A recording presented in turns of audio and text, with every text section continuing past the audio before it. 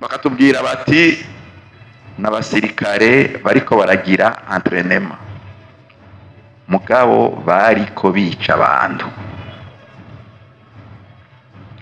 bakabica atakindi nyamukuru bashingiye ko atari uko Imana yabaremye. Ntega na marangara narayibonye, nari nkuze, nari mfise amabanga mbere akomeye mu mugambwe y'iprodi ico gihe, nari uwo bita secrétaire national chargé de l'information et de la mobilisation. Ndababwiye kuri gatoyi mu 90 ngira ngo n'umunani je twarahuye mu kiganiro nk'iki, muko twari tugiye gusenga mbere n'umuntu yitwa Sibadani ya Artemo. Turahura turicarana nk'uko twicaye ngaha, haramubwira nti Sibadani ya Artemo, ni Yesu Kristo kweri arakomeye kubona twicaranye na wewe, kandi nzi jewe damatete mu byo nize mu byo narondeye kuri l'idéologue di génocide y'abahutu bo muri 72. Hanyuma nawe acabwira ngo nanje ndemera ngo Yesu Kristo arakomeye koko, ngo kubona ndiko ntibantunganya ngo l'idéologue ngo di génocide y'abatutsi yo muri 93 niko yavuze. Urumva l'odeni kuko yo ni deni. Mugabo ikibi rero gikunda gushika nuko iyo teyafise, kandi rero ngaha mumenye ugwaruka n'umwaca bakoresha ubu yafise rero mugafise ibidi ariko yigwanirira, arashobora kuza akaguha ati uri mwene wacu, uri umututsi mwene wacu, uri umutu mwene wacu, ndaguha agacupa, mugabo ashaka kugukoresha muri ya nzira mbi we mutwe wiwe yiyumvira. Aho rero muhagabire gouvernance rero niyo nyisho. Ejo bundi abajene hamwe bwe barambaje bati none vyogenda gute, nimurondere kure, ni n'abandi bantunganya nza ngaha ngafata ijambo nkavuga uko mubona ariko ndavuga suko dumuhutu. Reka beyo bo muhutu sinige hariya kugatumi wacu injya muto inyabiraba muri za gishuri, sinige mbamaziki mbandi neyan. Rero wamenye ukuri ngukoresha muze kwihora, umenye ukuri kugira gukize, kugira wongere ukingire. Byarangoye gatonyi kuko umwanya nawo nyene usigaye ungora. Ejo twari kumwe n'abakiri bato nkamwe bari mwishira hamwe yeri, nabo bavuga co kimwe. Co kimwe gute? Kuko nabo bafise ibyo bagenda bibaza. Uruhara rw'ugwaruka mu gihe ca none mu guhindura kino gihugu cacu mu mice yose yengene gitunga ibaho niyihe. Mbega ugo ruhara urwaruka rwo rubwigwa canke go nyene uza rugatohora hama rukabona ruti rugiye kuba uru kuva uyu munsi, mbona mbeho mweho mufise n'umugambi yuko azogiraho mushika mukagira inyigo mufuza, jewe ndabibashigikiyemo. Uravye ingene mwatuganije iri jambo mu mpaye, fatiye muri amajambo y'igifaransa,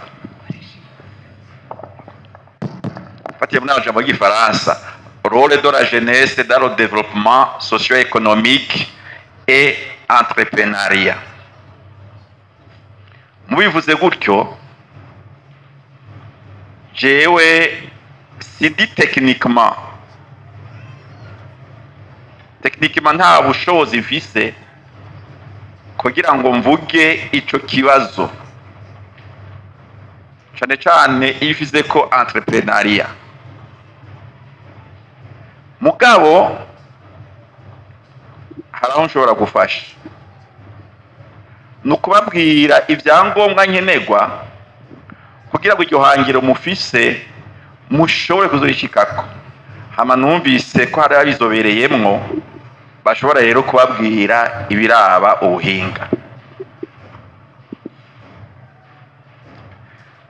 Mwebwe rero ndabona muracari bato, bambwiye yuko batumiye abafise hagati y'imyaka 18 na 35. Ejo aho twari turi batubwiye yuko mu gihugu c'u Burundi ubu abafise imyaka iri munsi ya 18 iri munsi bashika 50% canke bashobora kuba harega mbere buriya. Mugabo kandi ugiye muri abo bandi bafise imyaka iva kuri 18 igashika kuyirenga, naho nyene usanga iki gice camwe bwe batumiye 18 gushika kuri 35 ari imwe muri benshi. Muri kino gihugu c'u Burundi abantu turenza imyaka 60 sinzi ko dushika ibice 5%. Ngira ngo murashobora kugenda mukaraba ivyavuye mwitoza muri recensement iheruka ishobora kwivyerekana. Nukuvuga rero yuko mwebwe muri gaha uriya abafite aka 15 18 gushika 35 burya vyinshi igihugu kigenderako gikora ni musanga muhamagagwa kuri ubu kabakozi, haba mu nzego za leta haba mu mashirahamwe. Ariko kandi ugasanga hejuru yanyu abatwara bari mu myaka ya 40 50. Murazi yuko mu Burundi ushikanye imyaka 60 uyu munsi uca ugenda muco twise akaruhuko ka bukuru.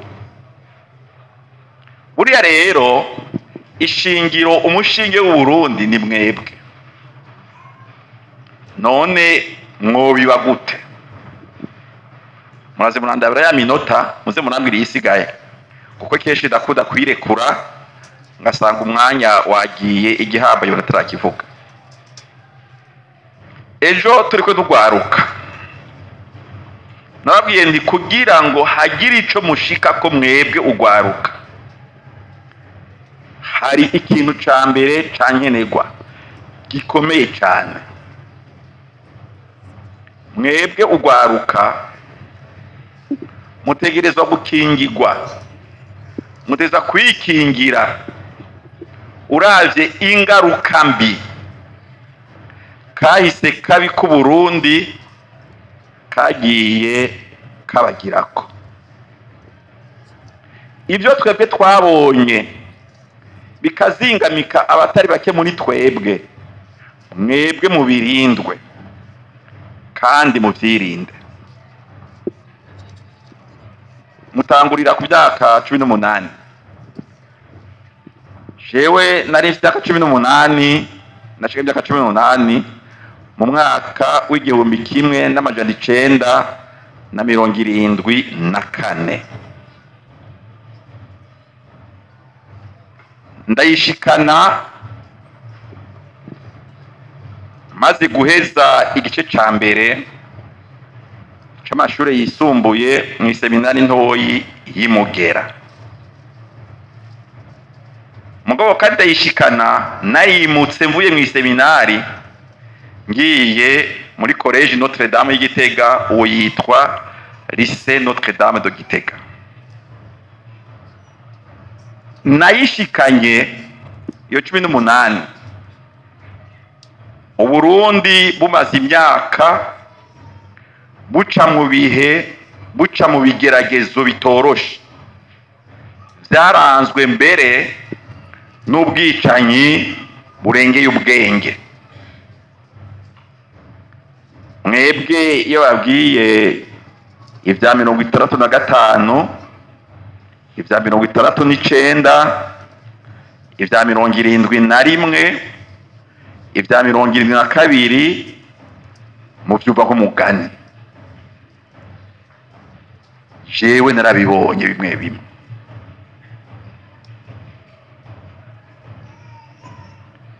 Hariho ibintu severi imaze iminsi iza kurondera, je nkagira nti iza kurondera ivyo nabonye. Nagira ndababwire yuko mfite imyaka 16, harya ku Ruvubu mwumva havugwa, jewe naragiye kuharaba. Hamwe umuntu w'umu adolescent agenda ngo mbega n'ibiki, ntabitegere, kuko turi mu seminari twumva abantu bariko baricwa, ahubwo nitwamenya ko ariko baricwa, twumva inkoho. Hanyuma wabaza abarimu barabapadiri, burya abapadiri n'abapasitori murafise uburyo buvuga ibintu, tuti n'ibiki, bakatubwira bati n'abasirikare bariko baragira entraînement, mugabo bariko bica abantu, bakabica atakindi nyamukuru bashingiye ko atari uko Imana yabaremye, uko Imana yabaremye. Niho rero ngira nti ngaha mwe bugwaruka ako kahise kabi, kandi n'ubu kagiye kadukurikirana, mutegerezwa kukikingira. Mwebwe muzoshobora kukikingira, kugira mushobora kukikingira nukumenya ukuri kuri ivyo kahise. Hano twabonye ko twese, sinuvuga benshi, ni twese twemera Imana. Musomye mu Bibiliya, sinababwira ngo verse ni mugabo hari ahantu handitse mu Gifaransa, mu Gifaransa, que c'est la vérité qui nous rendra libre. Uko kuri rero turondera kuri kahise niko kuzotuma dukira, mugabo tuzi ingene tugukoresha. Hari biriko birakogwa na Commission Vérité Réconciliation, hari zimaze kuvuga, hari n'ibindi turindiriye, murindiriye, na cyane cyane ku byakurikiye uwo mwaka w'2022 ndababwiye, jewe niboneye. Ariko n'inyuma y'2022 hari ibyo niboneye. Ejo ndararavye abantu bariko baravuga kuri televiziyo, ndabiraba kuri YouTube. Ubu televiziyo nawe ngira aba YouTube birakubwira byose, ufatiye ku mwanya uronse. Bariko baravuga ivya Ntega Marangara. Ntega na Marangara narayibonye, nari nkuse, nari mfise amabanga mbere akomeye mu mugambwe y'ipro ico gihe. Nari uwo bita secrétaire national chargé de l'information et de la mobilisation. Narabibonye. Inyuma y'2023 narimwo, kuko mu bari baharanira iby'amatora, ibya demokarasi narimwo. Ahariho nagira ndabahanure mu rwaruka, kenshi urasanga ako kabi na kabi bitwe dukuze twaciyemwo, bamwe mu miryango mubamwo, bamwe mushobora kuba muri mu migambwe murimwo, bamwe ahandi muhurira, umwe wese ashaka kukavuga uko yiyumvira, ugasanga ashaka gufata ico yumvira we nk'ukuri ku bandi. aha rero ni ukuhagabira mu kumva ukuri. Ndazi muri kino gisagara ca Bujumbura abavyeyi mu makartier amwe bakunda kutumvikana n'abana babo iyo bariko baravuga ivyo bibazo. Umwana yumvise biriko ravuga ubu kuko mu minsi yeze twabivuga, akagenda akabaza umuvyeyi wiwe, be papa be mama, ari nka mama, ivyo bavuga mwarabigiyemwo? Abavyeyi bakagira ubwoba, bagasuha, bagatinya. Abana nabo bakibaza bati ni kuki? Bagatinya kubera uruhara bashobora kuba barimo. Mudufashe rero mwebwe rero, impanuro ya mbere ndabahaye, mwebwe ubwo rwaruka rw'imyaka 18 gushika 35 40, mudufashe rero twe dukuze ako kahise kabindi tugatinye, twemere ukuri kuvugwe, mumenye ukuri. Mufashe abavyeyi banyu, mufashe bakuru banyu, ntibabe intambamyi kugira ngo ukuri kumenyekane. Ico ni ca mbere. Ica kabiri, mufashe abo bavyeyi, abo bakuru, namwe rero mwifashije kugira ngo ingingo zifatwa, kugira ngo duhangane nuko kuri, zibe ingingo koko ziza zinywanisha abarundi. Aha rero biragoye ndaho nyene, kuko kenshi urashobora kubona ukumva ugira ngo yarakwiciye, ukagira uti ese Imana yompa naje nkaronka uburyo nkamwihora. Niwagenda mu nzira yo kwihora, uzoba wibagiye wa mugani w'ikirundi yuko ukwihora atanyisha ukuzana. Wihora uwawe, kuko twesi wewe uri uwanje ndi uwawe, twese turi wanaka turavukana, turabarundi. Ndakigarukako, wihora uwawe ukinovona intundu. Ico no kukimenya. Ndazi ko mubisoma mubiraba kuri internet. Jewe mu 1993 mu bantu bari bateguwe kwicwa, ngira ngo nari n'abana wa kure na wa gatatu, caje kuri ubu mbere wa kabiri nyuma ya President Ndadaye. Baje muhira kundondera, basanga na comye mbaye nka babandi. Mugabo inyuma bagize bati kugira naho yacomye tumubabaze, barishe umupfasoni wanje wa mbere, kuko nofise uwundi.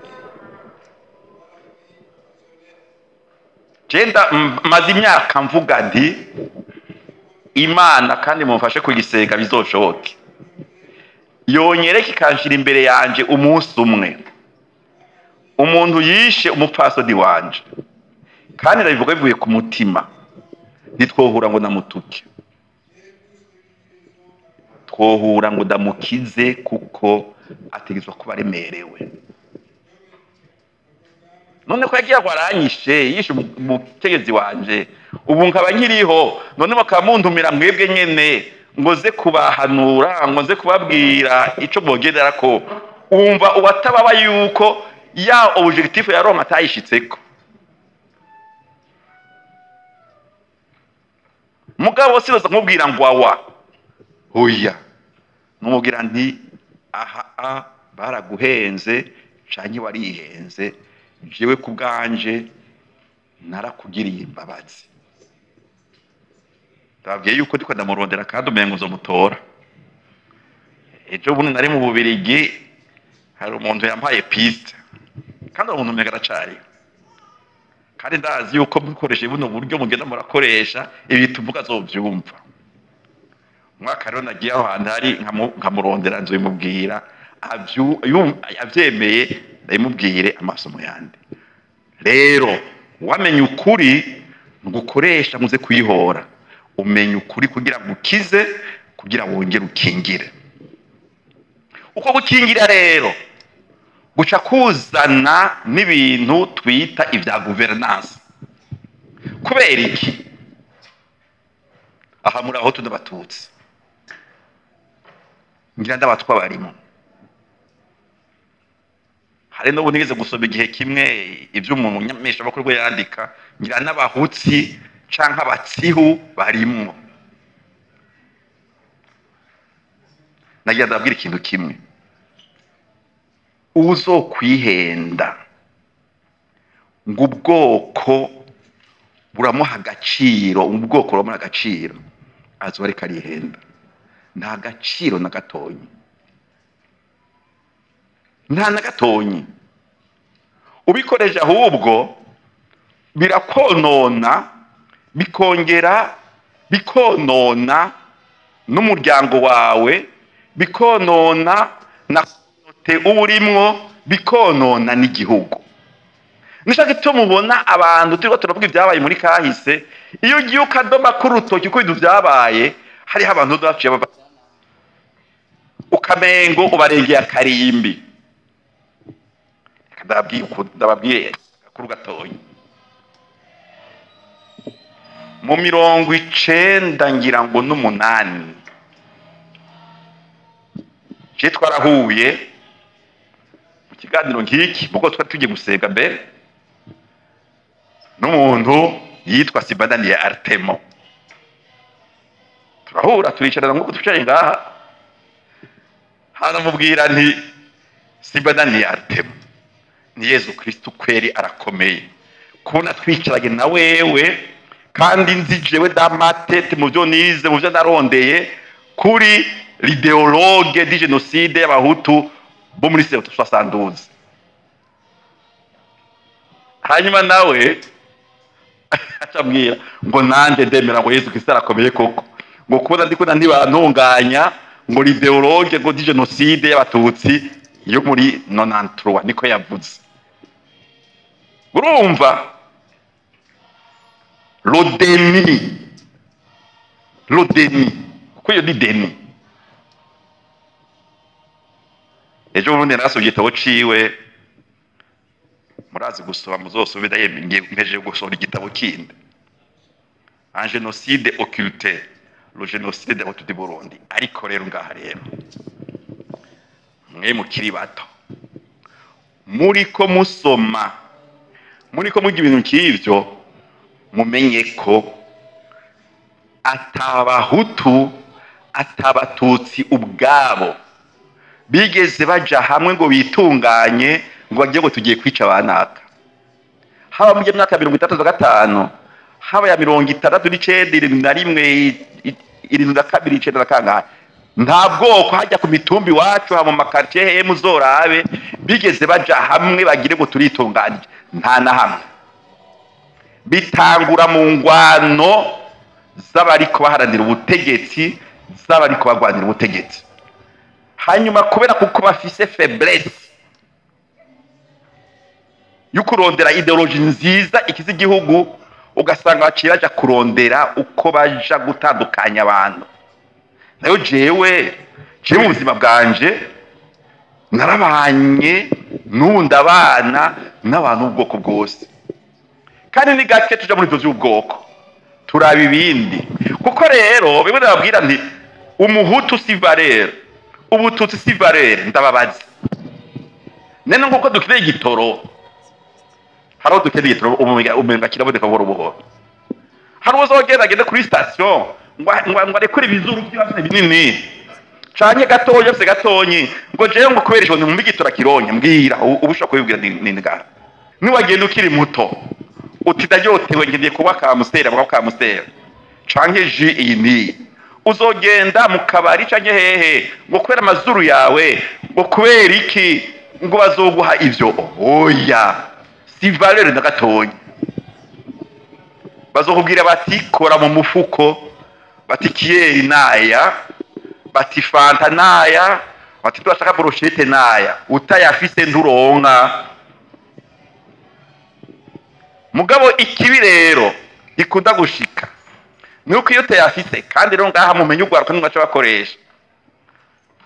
Uyafise rero mugafise ibidi ariko yigwanirira, arashobora kuza akaguha ati uri mwene wacu, uri umututsi mwene wacu, uri umutu mwene wacu, ndaguha agacupa mugabo ashaka kugukoresha muri ya nzira mbi we mutwe wiwe yiyumvira. Aho rero muhagabire. Gouvernance rero niyo nyisho. Ejo bundi abajene hamwe bwe barambaje bati none vyogenda gute? Nimurondere kure. Ni n'abandi bantunganya nza ngaha ngafata ijambo nkavuga uko mubona ariko ndavuga suko dumuhutu. Reka beyo bo muhutu sinige hariya kugatumi wacu injya muto inyabiraba muri za gishuri sinige mbamaziki mbandi néant zero nuko nize nkaza tukavugana n'abantu. Ejo nabwiye abanyeshuri twari turiwe kuko nyene kera twaragira complexe ngo azuboraza ubwenge. Bazi ubwenge kuko bize, ntibazi ubwenge kuko abazungu. Bazi ubwenge kuko bize. Nane duharira nabo. Ntiduharira nabo. N'ibiti bikuma mugaharira. Ndaza abarundi twiganye kuri kaminuza. Ya minota yego urakoze ngira mbeze. Ndaza dutweje kuri kaminuza bagiye mu bintu bikomeye cyane ku isi, ibi bya recherche spatiale nabo usanga bishoboye. Niba bishoboye gukora abarundi, niba bishoboye gukora abahutu, niba bishoboye gukora abatutsi, babishoboye ko bize. Agakiza ka kino gihugu rero ni ingene zotunganya ivyerekeye inyigisho hano mu gihugu cacu. Ubwa mbere umwana wese muri kino gihugu agashobora kwiga. Icya kabiri akiga mu buryo bwiza. Ntaje muri école primaire ngo abura aho yicara ugasanga yicaye natwebwe aho twiga kera ndashobora kubitegera. Ico kirakomeye. Hanyuma ubutegetsi bugatunganywa ku buryo abantu bagenda batoregwa ivyiyumviro vyabo bikiza igihugu, biraba igihugu, atari ivyiyumviro biraba ngo n'ubwoko bucanke buriya. Kandi muzorabe umugambwe wa nyuma muri kino gihugu wubahutse ukavuga ivy'ubwoko wari Parti Hutu, Parti pour la libération du peuple Hutu. Waremeye urayivugira hejuru. Hari n'abandi kuri ubu bavugira abatutsi, bagira ngo bavugira abatutsi, bagira ngo abahutu bayivugira mu n'amatama. Ariko muzorabe hari umuntu murumvu agenda muri amaradiyo, muri amateleviziyo ngo yubakirwa avuge ngo moi je suis pour la libération du peuple Hutu, du peuple Tutsi. Ntavyashobora, ntawe ukibishobora. N'uwo bishobora yotukwa, n'uwo aza kubivuga yotukwa, hamwe yoburi yaje. None nkaje ndabona intwaro nyinshi muri kino gihugu, nkabona umwami, nkabona Republika ya mbere Michel Bicombero, nkabona Republika ya kabiri ya Bagaza, n'iya gatatu ya Buyoya yo narinzi. Ubu se twakora atandukanye ku byo bakoze bashoboye, kandi babishoboye kubera ubwoko, babishoboye kubera gushaka. Nuko rero muri ibi rero byo gutera imbere bya entrepreneuria, ico cyo kwikura mu mutwe cyo kuribera igihugu mu mitwe y'abarundi n'abarundi kuvyerekeye y'ubwoko twaciyemo kitabayeho, nimugire ngo ayo ma entrepreneur yanyu bazokunda, tazokunda. Nabwiye umunsi umwe Perezida Bagaza duhuye, niwe Perezida Bagaza warubatse ibintu byinshi mu Burundi, kandi no mu Burundi bizerako. Ni mugabo hari tutashatse guhangana naco. Cari ikibazo c'ubumwe bw'abarundi, cyo kunywana kw'abarundi. sinzi igituma yagitinya, nimwasoma igitabo canje muzokimenya igituma yagitinya kandi muzogisoma. Iyo initiative mwagize muzobarondere bayikigure rero si babisome, hanyuma mbere nibabisoma muzohamagare tuharire kuvyo tuganire kuvyo bazaba basomye. Mugabo mumenye yuko nitutarengana neza iki kibazo c'ukumenya ukuri no kumwanisha abarundi, ibi vya entrepreneuria bizotugora. Ndabona abantu baraho mudafeya wagira uti barakomeye mu myaka iheze, mugabo bari bakomeye kubera imigenderanire bafite n'intwaro ziriho. Ntibari bakomeye kubera ko aba specialiste muri entrepreneuria yari imigenderanire n'intwaro. Ubu harabaza bafite akirenge yiwanje bagenda baza kurondera ikibanza muri bus adafite na moto imudeplace, ariko kera yagira ati ndi gihangange. Nabo mvugo ni gihangange no muzi ico kibazo cyatawe muti ejo uzosanga abaye nkawe. Nico rero naye ahandi je ndashiba cyane gose akanya nkaka urwaruka rugira. Mukaje turaganira na Mukombozi ko niwe yandikiye antumira kandi byasama abanga atangura kumbwira ati mbere bya 30% by'abahutu by'abatutsi byavuye. Yanamubwira nti ahubwo naho narinde jo nyene murabona babwiye naho barabitubajije ati ivyo bintu byavuye. Nabwiye nti byari imfata kibanza kugira ya mitwe yacu abantu batewuye mu burozi kuva ku ntwaro za cami guca cane cane ku ntwaro y'abakoroni, bwa burozi bubanze buhere. N'ayahandi erega biragoye gushira mu buryo. None ubo kubwira ngo tubwire neza icerekana ko naka ari umuhutu cyangwa ari umututsi wogikuraye ko tuvuga ururimi rumwe, ko turya bimwe, ko dutegura ubugeni ico kimwe, tukagira tubatanye inkwano umwe wese utanye inka utanga amafaranga ugiye gukwa, ko dupfuye duhambwa cyo kimwe. Ushiraho araba umuntu kuco amaze nayo kuco yitirira ngo ndi. Ushaka kubihita muri umuhutu cyangwa umututsi nuze kubibaza abantu ngaha uragenda kwaza Imana niko ntibizi uyibaze uti mbe amana zageze gute. Mugo nizo kubwira ngo kugira utere imbere ngo genda wice uri umuhutu kugenda wice abatutsi, Imana zo yikubwira. Nizo kubwira ngo uri umututsi ngo genda wice abahutu, ndavyo zo kubwira cyo kugenda barenganye eka,